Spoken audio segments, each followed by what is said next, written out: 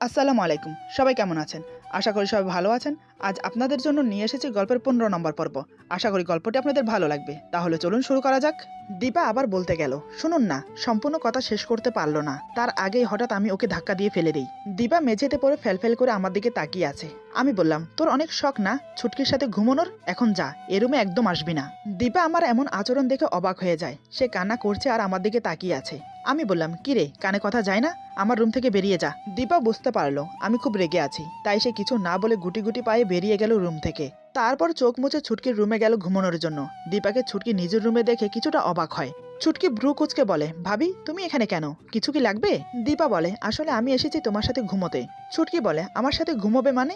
তোমার মাথা ঠিক আছে তো? তুমি দেখছো ভাইয়া অসুস্থ, তোমার এখন ভাইয়ের সাথে থাকা দরকার। তুমি না থাকলে হয়তো আমি না হলে মা কেউ থাকতাম। এখন যেহেতু তুমি আছো তাই তোমার থাকা উচিত। দীপা বলে, কিন্তু ছুটকি? ছুটকি বলে, কোনো কিন্তু নয়, তুমি যাও নিজের রুমে গিয়ে ঘুমাও। সরি ভাবি, তুমি আমার সাথে থাকতে পারছো না। এই বলে জোর করে দীপাকে ঘর থেকে বের করে দিয়ে দরজাটা লাগিয়ে দেয়। দীপা অসহায়ের মতো দাঁড়িয়ে আছে। এখন কি করবে সে? আবার রুমে ফিরে যাবে উনি যদি আবার বের করে দেয়? এসব ভাবতে ভাবতে এক পা দুপা করে আমার রুমের সামনে এসে দাঁড়ায়। দরজা তখনও খোলা ছিল আমার রুমের। দীপা উকি মেরে দেখলো আমি ঘুমিয়েছি কিনা। এদিকে আমি তখনও ঘুমাইনি, চোখ বন্ধ করে শুয়ে আছি। আমি না চাইতো বারবার মেয়েটার সাথে খারাপ ব্যবহার করে ফেলি। মেয়েটার সাথে খারাপ ব্যবহার করে নিজের কাছেই খারাপ লাগে। কেন যে মেয়েটা আমাকে বোঝে না আল্লাহই জানে। এদিকে দীপা আমার চোখ বন্ধ দেখে মনে করেছে আমি ঘুমিয়ে গেছি। এটা ভেবে সে গুটি গুটি পায়ে আমার রুমে এসে দরজাটা বন্ধ করে দেয়। তারপর আস্তে আস্তে করে আমার পাশে এসে শুয়ে পড়ল। দীপা যে রুমে এসেছে, দরজা লাগাচ্ছে, এমনকি আমার পাশে শুয়ে পড়েছে, সবকিছু আমি টের পাচ্ছি, কিন্তু কিছু বললাম না। কি বলবো, কারণ দোষটা আমার। আমার শরীর অসুস্থ, আমার বোঝা উচিত। আমি সেটা না করে উল্টো ওর সাথে খারাপ ব্যবহার করলাম। এদিকে দীপা আমার পাশে শুয়ে কান্না করছে। ওকে কান্না করতে দেখে নিজের কাছে খারাপ লাগছে। আমার বুকে ব্যথা, তাই বুকেও জড়িয়ে নিতে পারবো না, না হলে ঘুমের ভান ধরে জড়িয়ে ধরতাম। এদিকে মাথাটা খুব ধরেছে। ওর সাথে জোরে কথা বলে কিছুক্ষণ চুপ করে রইলাম, দেখি ওর কান্না বন্ধ হয় কিনা। কিন্তু না, সে একইভাবে কান্না করেই যাচ্ছে। আমি আর থাকতে না পেরে বললাম, দীপা প্লিজ লক্ষ্মীটি, কান্না করো না, আমার ভুল হয়ে গেছে, এবারের মতো ক্ষমা করে দাও। এমনিতেও মাথাটা ধরে আছে, তুমি এভাবে কান্না করলে একটু পরে মাথা ব্যথা শুরু হয়ে যাবে। এত কিছুর বলার পরেও দীপা কান্না বন্ধ করলো না, আরো দ্বিগুণ বেড়ে গেল। এবার আমি একটু রাগ দেখিয়ে বললাম, তুমি কান্না বন্ধ করবে, নাকি যেটা আধুরে রেখে গেছো সেটা এখন পূরণ করব? কোনটা? দীপা কান্না করতে করতে বলে, নিজে তো ব্যথার জন্য নড়তেই পারে না, আবার আমাকে কি করবে? আমি বললাম, তোমার কি সন্দেহ হচ্ছে যে আমি অসুস্থ আছি বলে তোমাকে কিছু করতে পারবো না? দেখবে নাকি করে দেখাবো? দীপা আমার দিকে তাকিয়ে বলে, একদম ফালতু কথা বলবেন না। নিজেকে কি ভাবেন? হ্যাঁ, সবসময় জোর করে সবকিছু হয় না, তাই চুপচাপ ঘুমান। রাত অনেক হয়েছে, আর একটা কথাও যেন না শুনি। আমি বললাম, আমি ঘুমোলে তুমি কি করবে শুনি? দীপা বলে, আমি রাত জেগে বসে থাকবো, কোনো সমস্যা? আমি বললাম, শুধু শুধু বসে থেকে লাভ কি? তার চেয়ে ভালো তুমি আমার মাথা টিপে দাও, আমার মাথাটা ধরে আছে। এই কথা শুনে দীপা চোখ রাঙিয়ে আমার দিকে তাকিয়ে আছে। আমি বললাম, তোমাকে চোখ রাঙিয়ে তাকিয়ে থাকতে বলিনি, মাথা টিপে দিতে বলেছি। আমার কথা মতো দীপা উঠে আমার মাথা টিপে দিতে লাগলো, কিন্তু কান্না বন্ধ করেনি। ওর চোখের জল আমার কপালে এক ফোঁটা পড়তেই আমি বললাম, কি হলো, কান্না করছো কেন? তোমার হাজব্যান্ড এখনো জীবিত, মরেনি। আমার তো মনে হচ্ছে আমি জীবিত থাকা অবস্থায় যেভাবে কান্না করছো, আমি মরলেও মনে হয় না এভাবে কান্না করবে। মরার কথা শুনে দীপা আমার দিকে রাগে কটমট করে তাকায়, যেন মনে হচ্ছে এখনই ভরসা করে দেবে। দীপার অনিচ্ছা থাকা সত্ত্বেও কান্না বন্ধ করতে বাধ্য হলো আমার কথা শুনে, কারণ আমার বিশ্বাস নেই কখন কি করে বসি। প্রায় অনেকক্ষণ ধরে দীপা আমার মাথা টিপে দিচ্ছে।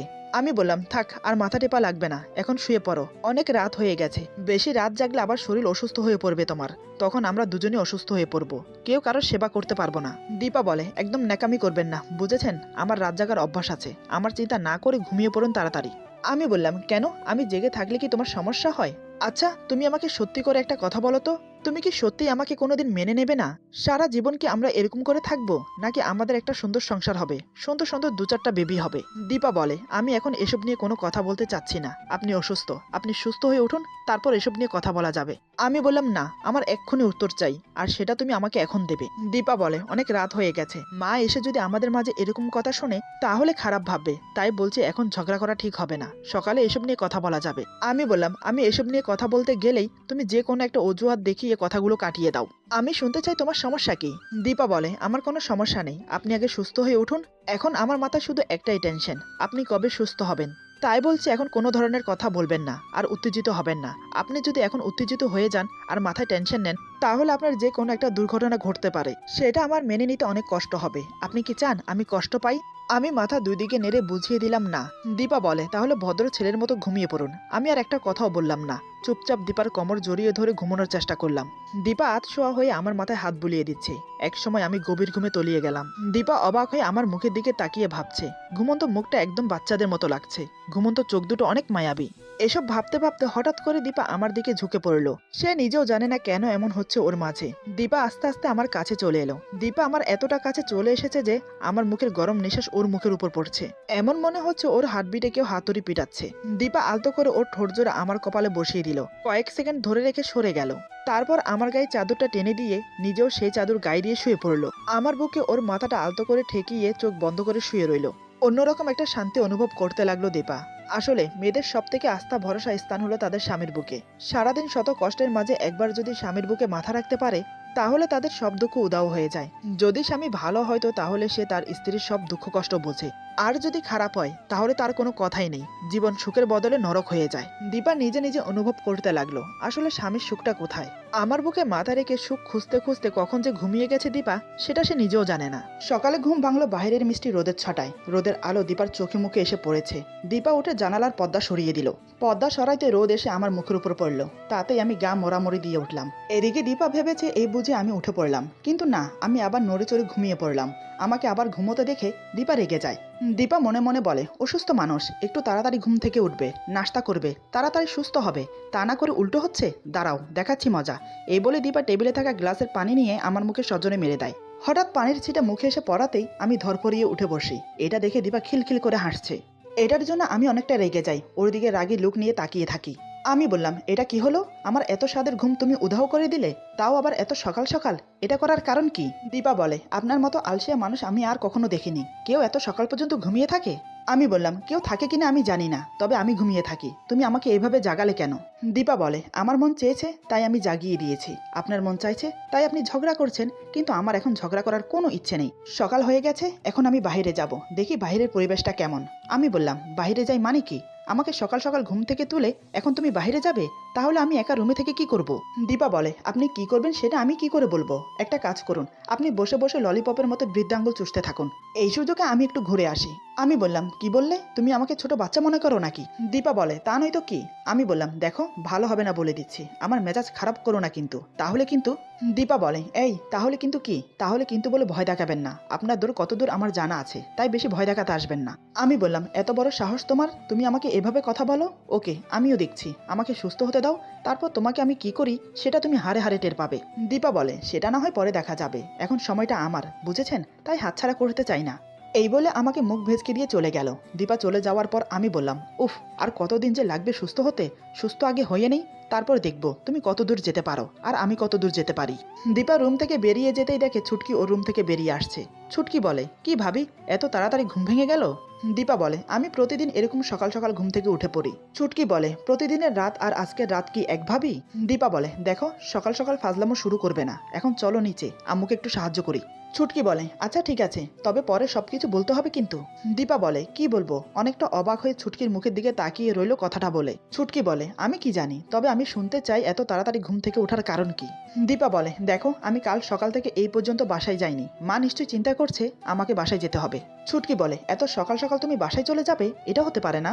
দীপা বলে, আমাকে বাসায় যেতে হবে, না হলে আম্মু আমাকে ভুল বুঝবে, তখন আবার সব উল্টাপাল্টা হয়ে যাবে। ছুটকির সাথে কথা বলতে বলতে দীপা নিচে চলে গেল। নিচে গিয়ে দেখে মা ড্রয়িং রুমে বসে আছে। দীপা মাকে বলে, আম্মু আজকে আমি বাসায় যাব, আম্মু হয়তো অনেক টেনশন করছে, আম্মুকে না বলে চলে এসেছি এখানে তাই। মা বলে, সে কি কথা, তাই বলে কিছু না খেয়ে চলে যাবি? এটা হতে পারে না, অন্তত নাস্তা করে যা। দীপা বলে, আজকের জন্য মাফ করবেন, আজকে কিছু খেতে পারবো না, আমাকে এখন বাসায় যেতে হবে। মা বলে, তাই বলে তুমি আমার বাড়ির পুত্রবধূ হয়ে একা যাবে? এটা হতে পারে না। দীপা বলে, আম্মু আমার কোনো প্রবলেম হবে না, আমি যেতে পারবো। মা বলে, আচ্ছা তুই যা, আমি ড্রাইভারকে বলে দিচ্ছি তোকে নামিয়ে দিয়ে আসতে। এটা শুনে দীপা পড়লো আরেক বিপদে, কারণ দীপা তো বাসায় যাবে না, সে যাবে আমার বাসায়। এখন ড্রাইভারকে নিয়ে কিভাবে যাবে সে? ড্রাইভার তো চিনে আমার বাসা। তারপর কিছু একটা ভেবে গাড়িতে উঠে বসলো। মাঝ রাস্তায় গাড়ি থেকে নেমে পড়লো, সেখান থেকে সোজা চলে গেল আমার বাসায়। আমাকে না বলে চলে যাওয়ার কারণ হলো আমাকে শাস্তি দেওয়া কাল রাতের ঘটনার জন্য। এদিকে মা জানে না দীপা যে আমার সাথে 1 বছরের কন্ট্রাক্টে আছে, তাই যেন তাদের চোখের সামনে ধরা না পড়ে সেজন্য এটা বলে বেরিয়ে এসেছে। একসাথে 2 দিক সমাধান হয়ে যাবে, আমার মাও সন্দেহ করবে না আর আমাকেও শাস্তি দেওয়া হয়ে যাবে। এদিকে ছুটকি আমার রুমে আসে। আমি বললাম, ছুটকি তোর ভাবি কই রে? ছুটকি বলে, ভাবি তো সকালে বাসায় চলে গেছে। ছুটকির মুখে এই কথা শুনে আমার মাথায় যেন বাজ পড়লো। আমি বিস্ময়ে অবাক হয়ে ছুটকির দিকে তাকিয়ে রইলাম। দীপা বাসায় গেছে মানে কি? ও আমাকে না বলে বাসায় চলে গেল? ওর সাথে আমার ডিল হয়েছে, 1 বছর ও আমার সাথে থাকবে, আমার অনুমতি ছাড়া ও যেতে পারবে না। তাহলে আজ হঠাৎ এমন কি হলো যার জন্য আমার অনুমতি না নিয়ে চলে গেল? আমি বললাম, মানে কি বলছিস? এত সকাল সকাল কিভাবে বাসায় চলে গেল আর একা? ছুটকি বলে, আমি কিছু জানি না, আমি এত করে বললাম যে একটু পরে যাও, কিন্তু ভাবি আমার কোনো কথা শুনলো না। ভাবি বলে যে বাসায় নাকি অনেক টেনশন করছে আর দেরি করে গেলে ভুল বুঝবে, তাই চলে গেল। আমি বললাম, তাই বলে একা চলে যাবে? কাণ্ড জ্ঞান বলতে কিছু নেই।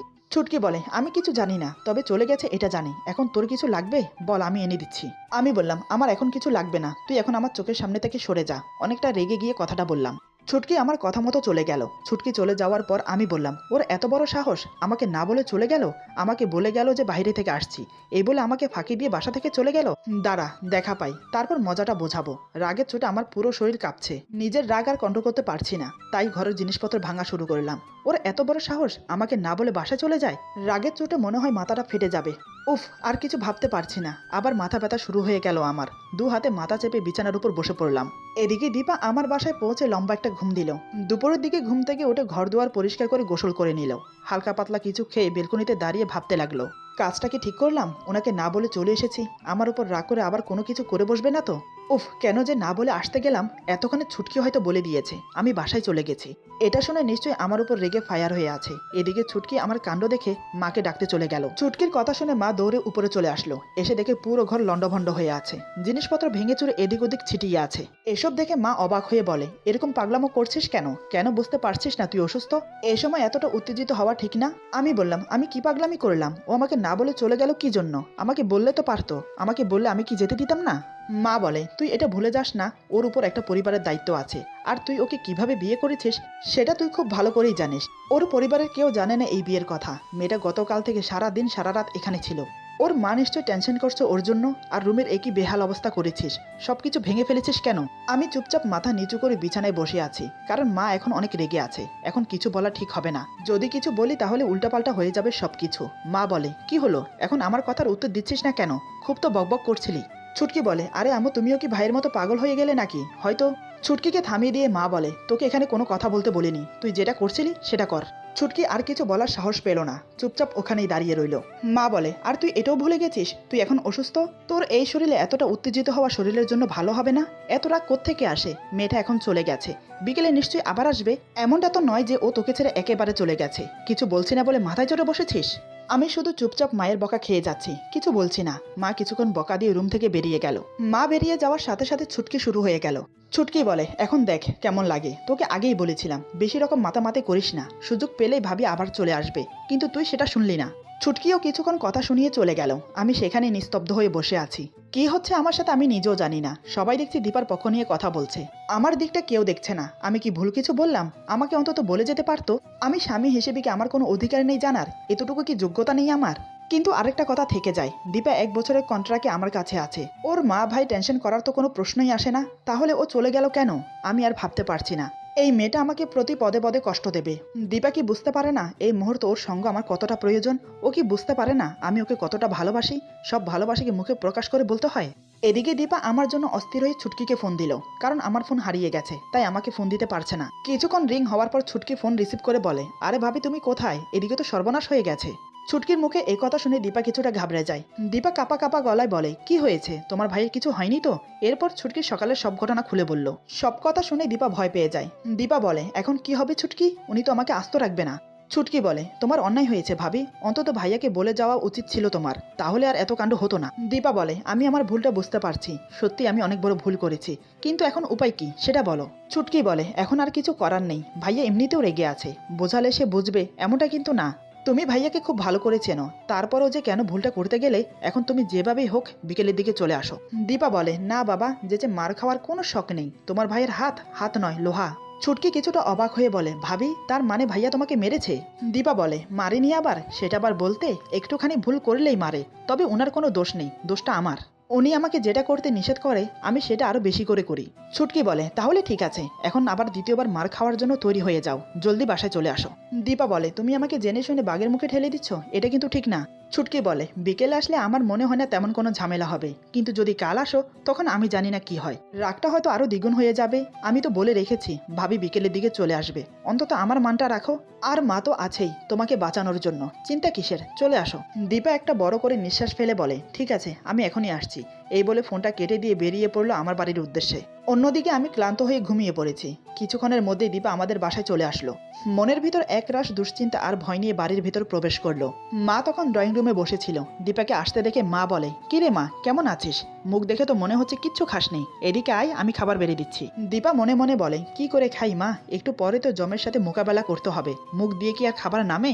দীপা বলে, না মা আমি খেয়ে এসেছি। মা বলে, দাঁড়া আমিও তোর সাথে যাচ্ছি উপরে, এমনিতে ছেলেটা অনেক রেগে আছে তোর উপর। দীপা মাকে থামিয়ে দিয়ে বলে, না মা আপনাকে যেতে হবে না, উনি যতই রেগে থাকুক আমাকে কিছু করবে না। মা বলে, এতটা বিশ্বাসের সাথে কিভাবে বলছিস মা? দীপা বলে, কারণ মা আপনি আছেন এখানে, তাই ওনার সাহস হবে না আমাকে কিছু বলার, আপনি চিন্তা করবেন না। এই বলে দীপা গুটি গুটি পায়ে উপরে এলো। যতই মাকে বলুক না না আসতে, কিন্তু মনে মনে ঠিকই ভয় পাচ্ছে। আমার রুমের দরজা খোলাই ছিল, আমি তখনও ঘুমাচ্ছিলাম। দীপা ধীর পায়ে রুমে প্রবেশ করে দরজা লাগিয়ে দিল। আমি ঘুমাচ্ছি দেখে ডাকার সাহস পেল না, তাই চুপচাপ আমার মাথার পাশে বসে পড়ে। আলতো করে আমার মাথায় হাত রেখে কপালে একটা চুমো দেয়। তারপর আমার বন্ধ চোখের দিকে তাকিয়ে বলে, সরি, আমার উচিত হয়নি আপনাকে এভাবে রেখে যাওয়া, সত্যি আমি অনেক বোকা। এই বলে দীপা আমার পাশে আধশোয়া হয়ে আমার মাথাটা ওর বুকের সাথে চেপে ধরে। এদিকে দীপা আচমকা আমার মাথা চেপে ধরাতে আমি মাথায় ব্যথা পাই। তাতেই আমার ঘুম ভেঙে যায় আর আমি ব্যথায় কুকিয়ে উঠি। দীপা তৎক্ষণাৎ আমাকে ছেড়ে দিয়ে আমার মাথায় হাত বুলিয়ে বলে, সরি সরি, আসলে আমি বুঝতে পারিনি, বেশি লাগেনি তো? এই বলে জিজ্ঞাসা চোখ নিয়ে আমার দিকে তাকিয়ে আছে। আমি রাগান্বিত মুখ নিয়ে ওর দিকে তাকিয়ে আছি। ওর চোখের দিকে তাকিয়ে দেখলাম চোখ দুটো জলে চকচক করছে। দীপা কান্না মুখ হয়ে আমার দিকে তাকিয়ে আছে, যে কোনো সময় কান্না করে দেবে। আমাকে অমন করে তাকিয়ে থাকতে দেখে দীপা বলে, আমি জানি আপনি আমার উপর রেগে আছেন, কিন্তু কি করব বলুন, আপনার আর আমার মাঝে যে 1 বছরের কন্ট্রাক্ট হয়েছে সেটা নিশ্চয়ই মা আর ছুটকি জানে না। যদি জানতে পারে তখন কি হবে ভেবে দেখেছেন? তখন আপনি কি কৈফিয়ত দেবেন? আমি চাই না আর কোনো ঝামেলা বাড়ুক, তাই আমি অজুহাত দিয়ে আপনার ওই বাসা থেকে ঘুরে এসেছি।